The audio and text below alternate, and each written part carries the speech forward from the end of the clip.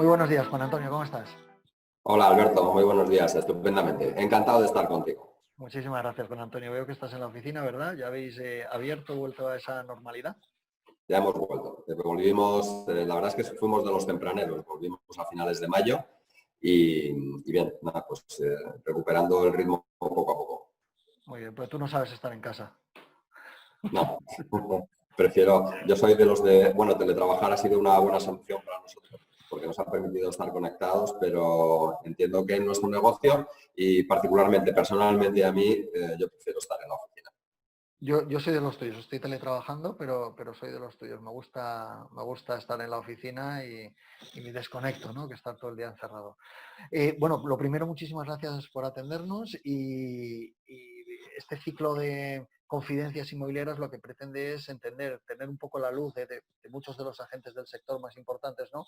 Que nos deis un poco vuestra opinión de cómo habéis visto este proceso, qué ha supuesto para las organizaciones y en tu caso desde el punto de vista institucional también, Juan Antonio, y qué aprendizajes tenemos y sobre todo qué cambios ves en el futuro, ¿no? Entonces, la primera pregunta que me gustaría hacer es ¿cómo has visto, cómo calificarías al sector en general en esta época de confinamiento, ¿no? ¿Qué nota le pondrías? Yo creo que al final el sector ha reaccionado bien. Yo lo divido siempre en dos fases completamente diferenciadas. Una que es toda la parte constructiva y productiva del sector, donde, bueno, pues solamente tuvimos un parón de 10 días. Hubo al principio, pues, mucho malentendido respecto de la policía que llegaba, nos paraba, porque no entendía bien cuál había sido el decreto ley. Pero bueno, quitando esos días iniciales y luego los 10 días de parón, pues básicamente las obras han estado trabajando, yo casi diría que al 100%. No puedo decir lo mismo de la productividad, porque como ha habido que acondicionar, yo diría que los tajos, respetando las distancias sociales, no es cómodo trabajar en una obra con todos los EPIs, pues la productividad yo creo que se ha resentido y yo diría que hemos estado a un 80-85% de esta productividad. Ahora no, ahora ya estamos básicamente, hemos adecuado, digamos que todo lo que han sido los horarios, no se queda nadie a comer, estamos con jornadas intensivas y no se queda nadie a comer en los centros de trabajo. Y bueno, pues esperando un poco cómo transcurre esta situación, hoy que entramos en la nueva normalidad después de salir del estado de alarma y ver un poco cómo se va desarrollando hasta en septiembre, que yo creo que tendremos la verdadera normalidad. Y digo la verdadera normalidad porque hay muchísimos sitios de costa donde es algo habitual que se trabaje con horarios restringidos para no molestar al turismo. Es cierto que el turismo este año vamos a ver el impacto que tiene, pero entiendo que para septiembre tendremos la normalidad. Y luego la parte de ventas, que esa ha sido realmente la afectada, porque como un comercio más hemos estado totalmente paralizados y se abrió relativamente hace muy poco tiempo. Sí que durante ese periodo vemos como además los medios de comunicación hacen mucho hincapié y es normal, porque no estaban abiertas las oficinas de venta, pues no se vendía, obviamente. Se hizo alguna operación muy residual, que yo creo que ya venía preparada y que los clientes conocían el producto y se hizo de manera telemática, digital, pero eso ha sido una excepción. Y volviendo a recuperar el pulso y vemos como poco a poco sí que se van realizando las operaciones de compra-venta. Lo estamos haciendo porque el seguimiento me refiero porque el Banco de España, a través de los valoradores, nos pidió que fuésemos dando las estadísticas de cómo íbamos haciendo estas compraventas y sobre todo si había muchas renuncias y lo que estamos viendo es que no está habiendo, el nivel de renuncias es muy bajo y como poco a poco va cogiendo tracción y se van haciendo operaciones de compraventa. Qué bueno. ¿Cuáles son de las dos cosas que has comentado, un determinado tiempo muy pequeño de parón, pero luego un ritmo no al 100%, y en el otro lado que has comentado, en el lado de las ventas, ese parón un poco más acusado o bastante más acusado? ¿Qué consecuencias crees que van a tener mañana? ¿En el lado constructivo prevés que haya aumentos de costes por ese parón o prevés que haya retrasos en entrega de viviendas? Y en el lado de las ventas, ¿cómo va a afectar esto a los planes de las compañías? Clarísimamente, en el lado de las entregas, estos meses de parón y de falta de productividad al 100%, pues probablemente, aunque me consta que las compañías están haciendo esfuerzos, por adaptarse a los calendarios de entrega, pues va a haber incidentes, no puede ser de otra manera. Y sí, se producirán esos retrasos en las entregas. Y respecto a la otra pregunta que me haces, ¿cómo nos va a impactar todo este parón de la compraventa? Pues realmente poco, yo creo, porque todas las ventas del 2020, lo que se tenía que entregar en el 2020, básicamente ya está vendido. Y del 2021, básicamente, he visto las cuentas sobre todo las que publican las cotizadas, y estamos entre niveles de ventas ya entre el 60 y el 70%, por lo cual yo creo que hay tiempo suficiente para recuperar actividad y yo por ese lado no preveo que haya un impacto considerable. Otra cosa será, como es lógico y en momentos de crisis y en esta que se prevé profunda, corta en el tiempo, pero profunda en intensidad, pues los planes que tengan las compañías a los efectos de los nuevos lanzamientos. Ahí es donde yo creo que puede haber un impacto más significativo porque las compañías, lo normal, lo que van a hacer es protección de la caja, como no puede ser de otra manera, y yo creo que vamos a estar todos muy atentos bajo el punto de vista del mundo financiero, qué hace el mundo financiero en las financiaciones de las nuevas promociones y, consecuentemente, las compañías pues estarán muy atentas a qué promociones son las que lanzan y cuáles son las que dejan de alguna manera en el congelador hasta un futuro que sea más cierto, ¿no? ¿Qué hemos aprendido en este proceso? ¿Crees que hemos sacado algo de bueno? Yo hay una cosa que sí que te la comentaré luego, pero ¿crees que hemos sacado algo de bueno, si se puede sacar de una doble crisis, ¿no? Económica, y aunque la económica todavía no hemos empezado a sufrirla, pero de una sanitaria y parece que una económica?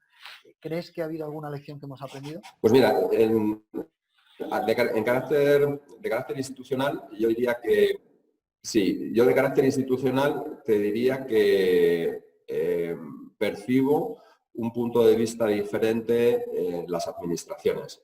Todos hemos sido conscientes de lo vulnerable que somos muy vulnerables, y las administraciones, algunas de las reivindicaciones que llevamos trabajando con ellos muchísimos años, pues hemos visto cómo de golpe y porrazo empiezan a adaptar medidas que nosotros veníamos planteando desde hace tiempo, como te decía, y son conscientes de esa situación de vulnerabilidad y de qué se puede hacer para salir de alguna manera, reforzar, poner las herramientas para que el impacto sea menor y probablemente a raíz de la implantación de esas herramientas saldremos en el tiempo reforzados. Me refiero, por ejemplo, a ayuntamientos por fin empiezan a visualizar y a poner herramientas para que las licencias de obra nueva se concedan en los menores plazos posibles.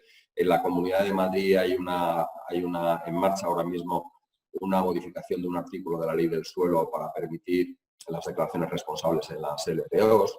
Y todo el mundo pensando dentro de la administración qué es lo que puede aportar el sector privado y dando ideas que puedan implantar dentro de las administraciones para, de alguna manera, que el impacto de la crisis económica sea menor y salir cuanto antes.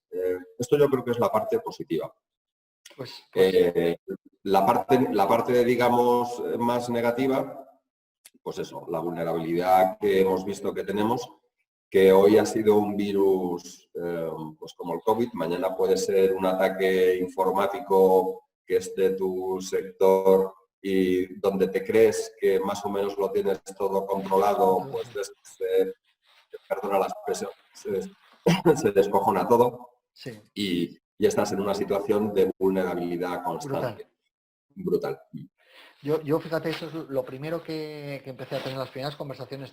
No había todavía estado de alarma, cuando me decían, oye, ¿cómo lo ves?, etcétera, tú que estás todo el día en contacto con todo el sector. Y yo le decía, pues este episodio lo que me está dando cuenta es lo débil que somos como sociedad. Es decir, que ya no es una sociedad española, no es una sociedad de Madrid, ya no es un sector completo, sino de forma mundial, ¿no? Somos muy vulnerables a cualquier cosa, ¿no?, que pueda pasar. Y luego también es cierto que yo el calificativo a esa pregunta que te he hecho de qué nota le pondrías al sector sector, creo que estaría casi rozando el sobresaliente en un 8, 8,5. Pues justo te iba a decir, yo te voy a decir una, pero acaba de coincidir con la tuya. Ya sabes que tengo dos grandes pasiones en mi vida, uno es el mundo promotor y otro es la caza, y en este estado de alarma nos hemos convertido en salvadores. Ahora resulta que el promotor es necesario para esta nueva normalidad y para reactivar la economía, y el cazador parece que es necesario para que no esté pasando todo lo que estamos viendo de accidentes, ¿no? y de poblaciones que están metiéndose en las ciudades, ¿no? de animales. Entonces, me ha llamado mucho porque mis dos grandes pasiones, que yo siempre había sido el deprimido, el odiado, me dedicaba a los dos peores sectores del mundo,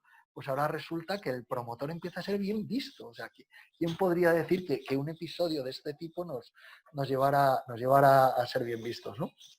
Absolutamente.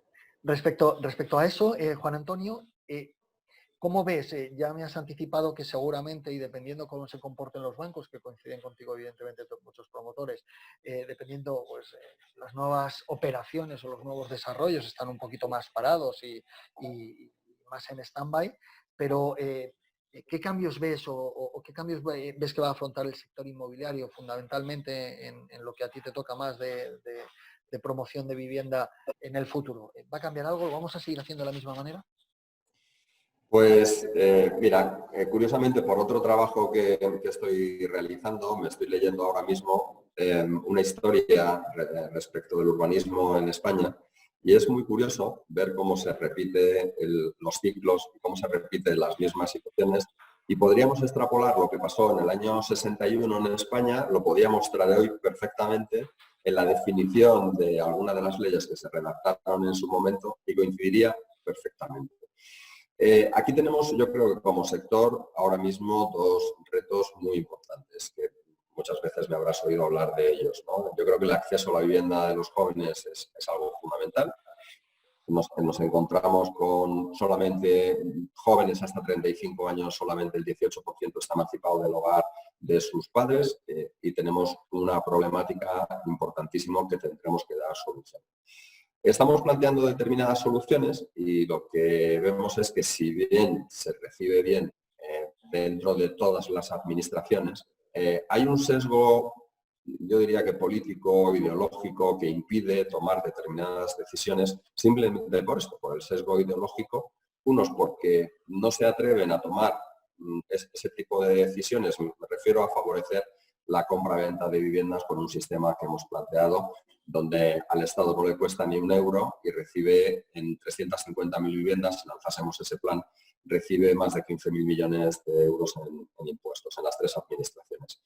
Entonces, uno se plantea, si tú tienes que hacer un programa para dar solución a los accesos de vivienda para jóvenes, en otros países lo están haciendo, y tienes que poner 11.000 millones de avales, que no es dinero, sino en un primer inicio puedes hacer un compromiso de aval y dentro de 2 años lo entregarías cuando se produjese la subrogación, y en ese mismo momento, cuando entregases el aval, ya habrías recaudado 15.000 millones de euros. Y dice, bueno, sí, pero es que la administración puede tener, o sea, ¿quién va a asumir la pérdida si hay impagos? Bueno, pues es que si hay un impago de un 6%, que fue el máximo impago hipotecario que hubo en la crisis pasada, pues estás hablando que de los 11.000, pongamos un 10, te van a impagar 1.000 millones, 1.100 millones, pero vas a recaudar 15.000. Pues en algo que desde el mundo empresarial lo vemos, dices, oye, todo 2 más 2 son 4, no tiene mucho truco. Claro, recaudas 15 millones, generas 1 millón de puestos de trabajo, facilitas el acceso a la vivienda a jóvenes, no los precarizas teniendo que estar toda su vida o los condenas para estar en alquiler. Pues hay un sesgo ideológico que nos dice, no, el Estado no puede financiar ni apoyar a la compra-venta, tiene que apoyar al alquiler. Bueno, la Y eso compraventa sí, lo que no quiere es apoyar al promotor, ¿no? Es un poco es va uno de los contra... grandes retos que tenemos. Y el otro gran reto que tenemos es en el proceso de descarbonización que va a ocurrir en la economía mundial, y ya Europa ha empezado, pues tenemos retos muy importantes. Tenemos retos como que, por ejemplo, ya tendríamos que estar haciendo rehabilitación de 130.000 viviendas al año, cuando nuestro histórico de los últimos 5 años es que no hemos llegado casi a 26.000 viviendas en rehabilitación. El esfuerzo que hay que hacer es importantísimo en esa línea. Tenemos otro reto importantísimo. En 15 años se nos jubila el 38% de nuestra mano de obra y otro 33% tendrá más de 55 años. Y no tenemos sustitución. Los jóvenes no estamos siendo atractivos para los jóvenes en nuestro sector, con lo cual vemos que en un proceso, esto que siempre estamos hablando de la industrialización, que en un proceso corto de tiempo debiéramos implementar en nuestra cadena de producción la industrialización para tratar de hacer más atractivo nuestro sector a los jóvenes y que hiciésemos efecto llamada para esa sustitución de la mano de obra que se nos va a jubilar, porque si no, la verdad es que nos quedamos sin gente. Esas yo creo que son los dos grandes retos que tenemos ahora mismo como sector.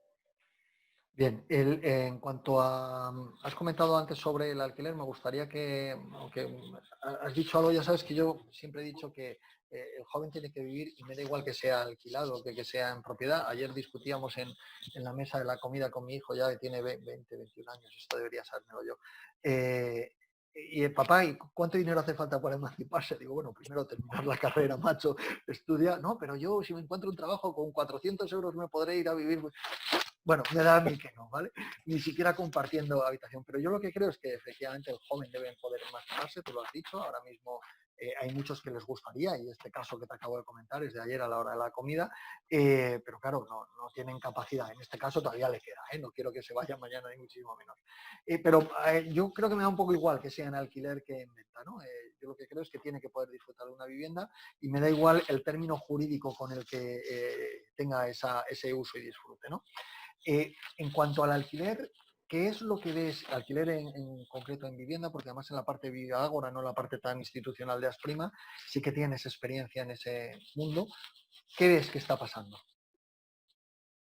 Pues mira, en el alquiler, fundamentalmente en el sector en España, lo que ocurre, y por eso no termina de alguna manera de explosionar y de tener unos porcentajes como están pasando en otros países de Europa, es que nuestro sector financiero fundamentalmente está centrado en financiar vivienda en compraventa. Y tiene su lógica porque al final nosotros en nuestro sector somos un eslabón de la cadena para llegar a su objetivo final, que es el cliente finalista, donde le capta con sus hipotecas, con las tarjetas, con su nómina, etcétera, etcétera, y hace al final una comercialización de producto cruzada, ¿no? Consecuentemente, si el sector no tiene financiación, no tiene muy poca financiación para vivienda en alquiler, pues lógicamente se centra en lo que sabe hacer, que es promover y promover en compra-venta. ¿Esto podría cambiar? Sí, pero para eso tendría que cambiar el sistema de financiación de las promociones que fuesen en alquiler. Hoy en día, que hay una entrada muy incipiente de fondos internacionales y que estos pueden traer capacidad económica para financiar sus viviendas, es lo que estamos asistiendo. Estamos asistiendo pues, que de las 150.000 viviendas que hay ahora mismo en marcha, pues a lo mejor el 10% son viviendas que se van a destinar al alquiler, pero en esos porcentajes, Alberto, 90, 10. ¿Esto cambiaría? Sí, si el sistema financiero de alguna manera se dedicase a financiar a un promotor vivienda en alquiler, pero es tanto el esfuerzo que te exige a nivel de recursos, de fondos propios, que realmente es desincentiva. Prefieres estar vinculado de manera financiera a un producto que va a ser en compra-venta y no en alquiler. Y esto tiene pocos visos de cambiar. Es cierto que ahora se habla mucho de la colaboración público-privada y en aquellos terrenos que tienen ociosos en los 3 niveles de la administración, pues ponerlos a disposición del mundo privado y hacer concesiones. Esto puede ser una fórmula, pero también insisto, o sea, no tienes la parte, digamos, de esfuerzo económico, de capital, por la parte de suelo, pero vamos a ver si las entidades financieras encuentran el producto para financiar. Para financiar aquello.